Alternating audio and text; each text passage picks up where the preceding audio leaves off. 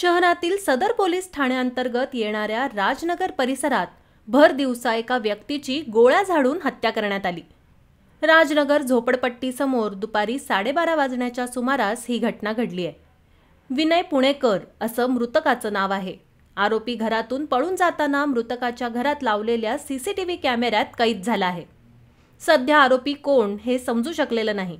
मृतक हा freelance photographer म्हणून काम करत होता। आरोपींनी सायलेन्सर लावलेल्या बंदुकीतून गोळीबार करून विनय पुणेकर याची हत्या केल्याची माहिती आहे। घटनेच्या वेळी विनय घरात एकटाच होता। नागपूर शहरात गेल्या 24 दिवसात हत्येची ही 13वी घटना आहे।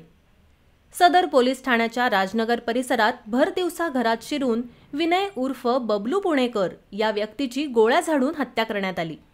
या घटनेनंतर संपूर्ण परिसरामध्ये भीती पसरली। भर दिवसा घडलेल्या या हत्येच्या घटनेनंतर परिसरातील नागरिकांनी घटनास्थळी एकच गर्दी केली होती।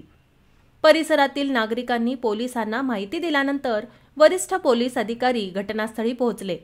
त्यांनी मृतदेहाचा पंचनामा करून शवविच्छेदनासाठी रुग्णालयात पाठवला असून पुढील तपास सुरू आहे। सीसीटीव्हीच्या आधारे आरोपीचा शोध सुरू